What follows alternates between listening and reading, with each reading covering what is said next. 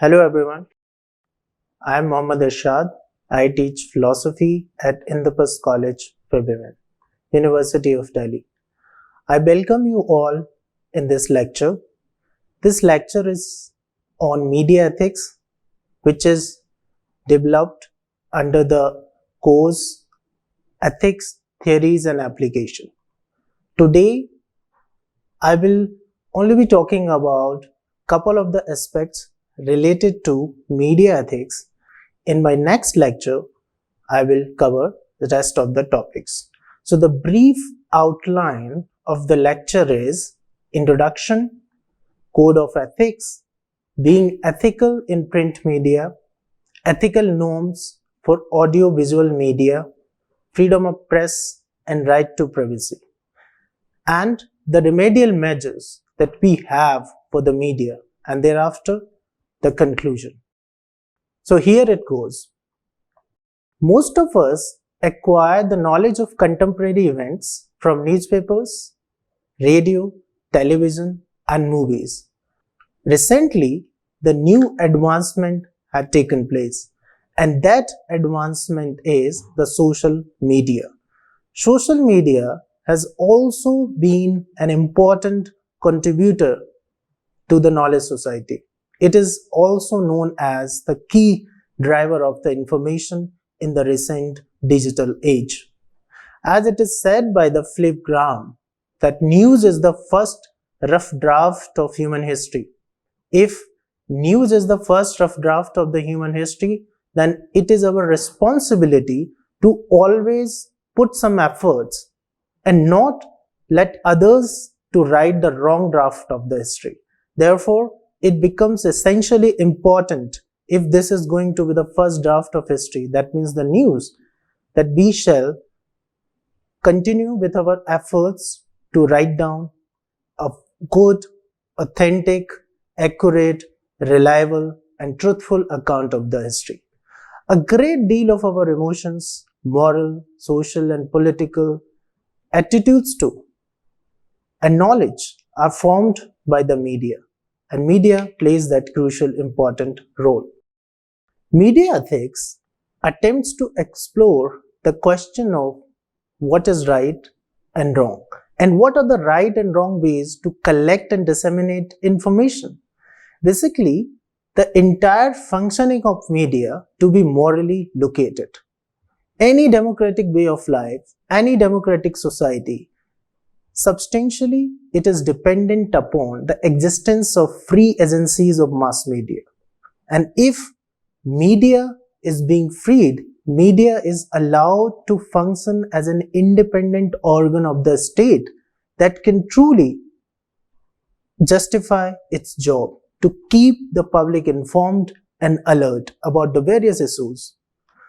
This lecture will attempt to understand normative as well as the prescriptive ethical frameworks to regulate and guide the conducts of all kinds of media. The need of media ethics emerges more precisely when facts are grossly distorted and impartial news are presented, lacking the basic adherence to the objectivity and truths. Recently, it has become a widespread norm. It is widely believed notion that nobody would disagree to this notion that the contemporary state of media is not good.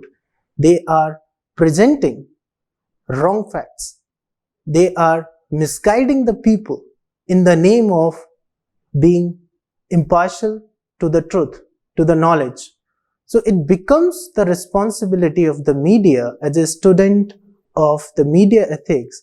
This is on us to hold them accountable so that we can sustain the right media in the society, which is for the betterment of the people. Media theorist Millicent says the impact that media has on the audience is under the purview of media ethics. What kind of influences media can have on the people, this entire ambit comes under the domain of media ethics. There is always a growing tension, however, and that tension is how to determine or demarcate the line between people's right to know the truth and an individual's claim to privacy. Recently, it has become a contentious subject among the scholars of media. Millicent argues again that media ethics will attempt to prevent any monopoly over information diffusion, upholds pluralism instead of the uniform gloss over media content that is typically brought on by authoritarian regimes, maintains objectivity by providing different sides of an issue, which empowers audiences to formulate their own judgments and increases level of truthfulness in reporting. There are some crucial ethical codes to be followed by the media. That is not happening in the contemporary state of the media. And these ethical codes include responsibility, freedom of press, independence, sincerity, truthfulness, accuracy, and impartiality. These are the fundamental features, fundamental principles of the media which it should always adhere to. Being ethical in print media. Print media, as it is widely known, it is one of the oldest medium of communication which provides the news of daily happenings from national and international community. It is a highly effective medium as it is conventionally believed printed words in newspapers are considered authentic and reliable pieces of information. More often, printed words do acquire the status of sacred units and enablers of the true knowledge. Occasionally, they become the testimony of divine. Ethical issues in print media are involved at various levels, ranging from the decision about headline of a story, demography of news, advertisements, paid news to inclusion and exclusion of the pieces of information. Also in ways in which correspondents, reporters, cartoonists, and editors approach the new require ethical exploration. It becomes quite evident from the points that I have mentioned that the entire functioning, whether you talk about the correspondents or the editors at the desk or reporters on the ground or the cartoons which are published in the newspapers, all of it is part of the media ethics. It involves an ethical process that should be followed, right, at every stage of the media, whether it is about the advertisement or what kind of demography is involved at the news desk, right, where the reporters are located, from which area they are providing the news, right, whether certain states are included in the functioning of media or not, or employees from various regions, states are part of that organization or not. So this practical aspect can never be escaped. This must also be addressed in the entire functioning of media to locate it in the ethical terms. However, there are three important criticisms, particularly of the print media. Print media works as business corporations to earn profits, favors the owner, and pressure from major advertisers it has. It always works in the favor of business corporations for the sake of money. It favors the owners and it will manipulate the content in order to satisfy the quest of its advertisers, right? These are the three important criticisms labeled by the media theorists against the print media. In the words of Owen Seavey, serving the public interest would mean the mass media is expected to inform the citizenry of what goes on in the government, which in a way keeps the rulers in check. Also, the media should be reporting on and promoting discussions, opinions, truths towards the end of social refinement, acting as a nation's bulletin board for information and mirroring the society and its peoples just the way they are, thus exposing the heroes and the villain. This is taken up, this is provided by the Owens E.B. So there are a couple of important points that she has noted regarding the functioning of media and the kind of work it must do in order to serve the society. Media should be responsible and truthful not only in moral terms. It must also be responsible in economic, social and political conduct and functioning. To maintain the dignity and reliability of print media, it is not only required the enforcement of certain ethical principles, but also the effective implementation of legal principles too. And that is to establish accountability and bring transparency in the society. To avoid being swept away by fake news and misinformation, we must always get the news verified by authentic sources, experts, independent fact checkers in current times if that news raises any kind of suspicion before it spreads further to cause severe damage in the society. So it is our responsibility before sharing any news in the contemporary times, particularly in the age of digital media, we must get verified that information so that only true flow of information will take place and it will not cause any damage to the society. We may conveniently rely on news generated by reliable individuals in that field, or only if that news springs from non-profit agencies, which effectively work for the masses without seeking the funding from any particular large corporation, which manipulates the truth to establish monopoly over the sources of information to draw monetary benefits. Ethical norms for audio-visual media. I had discussed a couple of points related to the print media and the electronic media and authenticity of the news or the sources.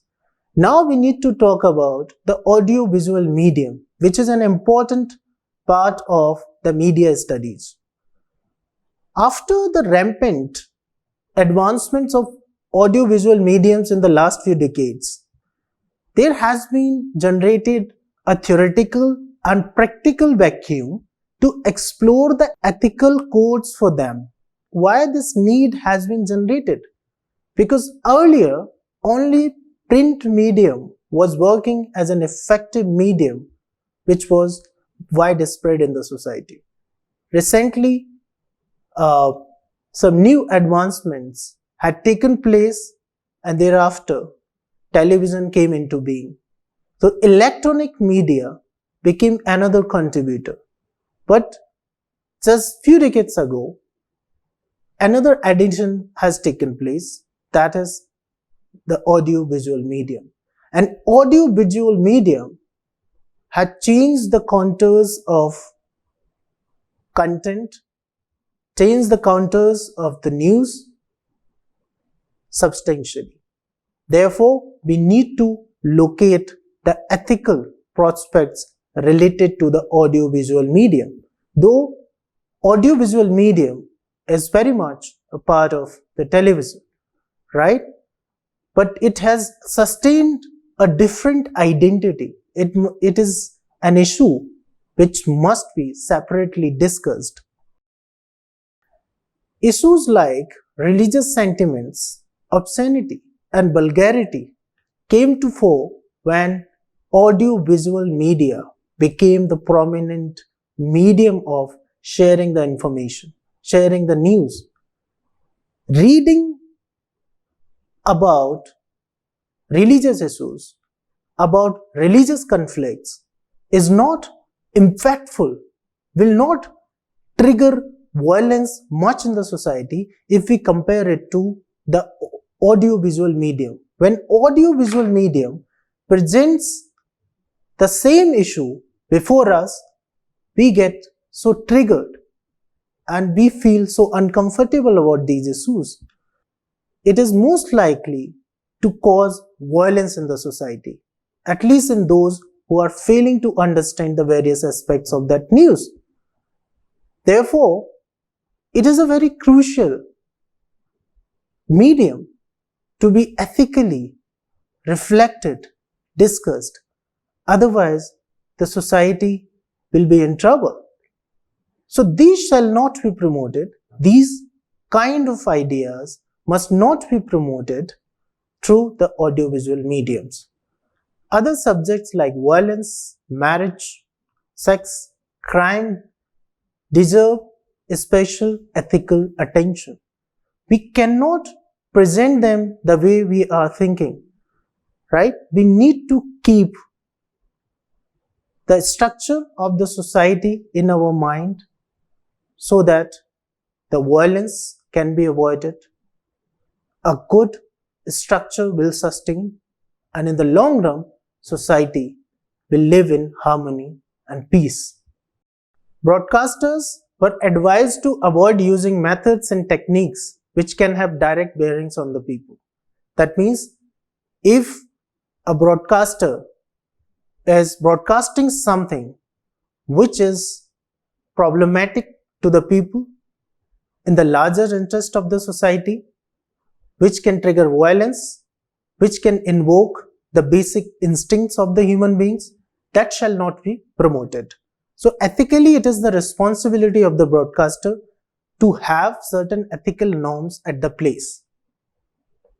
And thereafter, we generally forget to mention about the ethical questions related to the content catered to the needs of children, right? So the children's learning and instruments which are used and mediums which are used for their learning shall be discussed meticulously. We cannot keep them aside. We cannot put them away. Ethical norms, principles must be discussed in advance before we generate or develop content for the children, whether it is about the learning or entertainment of them. So the broadcasting system must also imbibe collective values and work as community mouthpiece to keep people informed, stimulating discussions among them, and presenting news about music, drama, fine arts to develop qualitative aesthetics. Also to inform people about the various sports news for the promotion of health and entertainment of the public. It shall always be treated as a community-owned system, not the individual system.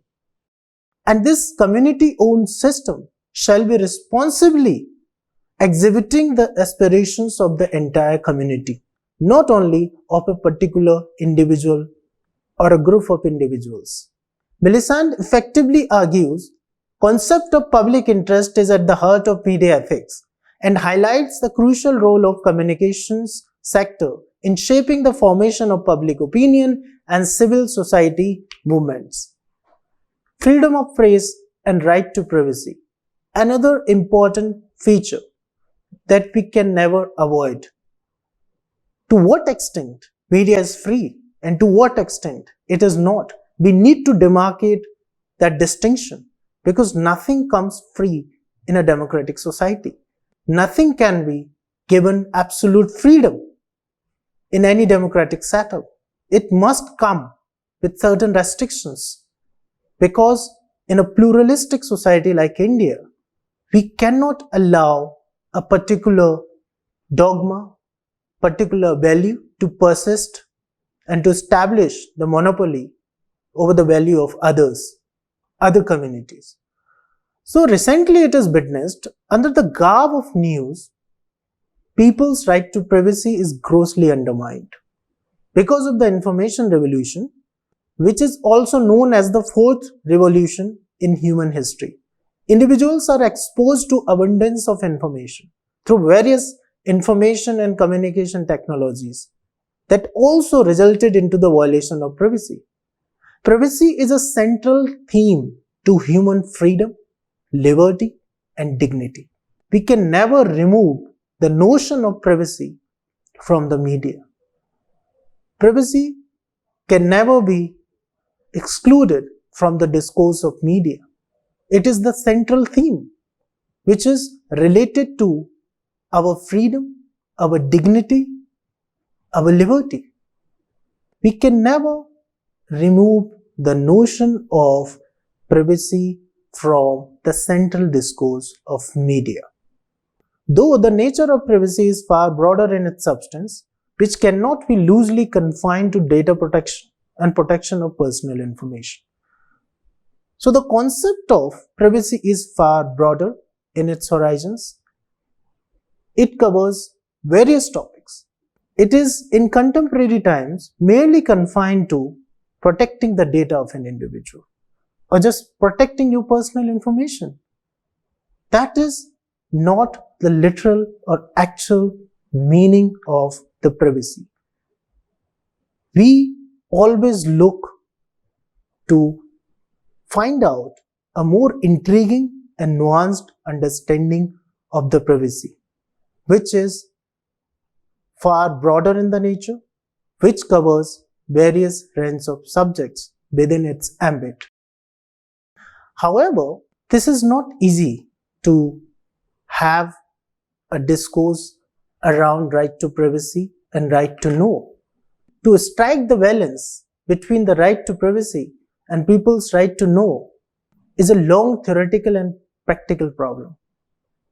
It can't easily be resolved. So what is fair? What is necessary? What aspects of information are significant for the public to formulate sound opinions? To determine the nature and scope and to demarcate the adequate distinction between these questions could offer some productive insights for further purpose. These are some of the pressing issues to be discussed in the course of media ethics. There are certain remedial measures in media. Wrong content in the media negatively affects the entire society. A content which is developed with the tilted intention, which promotes tobacco, which promotes liquor, which glamorizes the drugs and the use of various sorts of harmful intake that humans do take in form of liquor, tobacco and drugs. And it is promoted through the television advertisement. And that adversely affects the society at large. On numerous occasions, it is required from the mass media to not flare up the facts with visuals in larger interest. Though it may seem very contrary to the very nature of the media studies, why it is not sometimes needed to bring the facts in the public domain for the larger interest of the society, particularly in the cases when communal tension might be triggered. So we need to be cautious about it. If it can disturb the structure of the society, if it is going to cause the violence or enmity in the society, then certain facts can be undermined. Certain facts can't be presented before the public for the larger sake of the society. Such news could largely be suppressed as these may have national and international consequences and will ultimately affect the mass in the negative terms. Following the utilitarian ethics, media must also function as an instrument to sustain peace in the society. It must always work to stabilize the society. Facts and figures related to crime, environment, pollution, unemployment, results of traffic violations and other issues could be adequately taken up before the people so that they will improve themselves further instead of flaring the issues which are harmful for the society in the long run. Also, it will be taken as a lesson for people not to repeat the mistakes, and efforts to remove these social evils must be employed in order to enhance a just and egalitarian society. If media is going to follow these ethical notions, principles at various stages in various mediums, whether it's print media or the audiovisual media or merely the television, we need to employ the ethical notions to have a just, a good media for the larger interest of the people. So it is fundamentally needed for the media to adhere to these notions. They must stick to the causes of public interest instead of the causes which will serve their own interest in the monetary terms, in terms of the power and perks. So today in this lecture, I have discussed a couple of points which are ethical in the nature related to media, particularly the print media, and I had introduced what type of media can be ethically located. So in this terminology of media, we are not confining it to the level of print media or the electronic media, because new media has taken a proper shape, structure, and we need to develop the ethical norms and standards for that too. And that media in the digital age is called as social media, right? So in the next lecture, I will discuss some new points which are important to locate the entire framework of media in the ethical terms.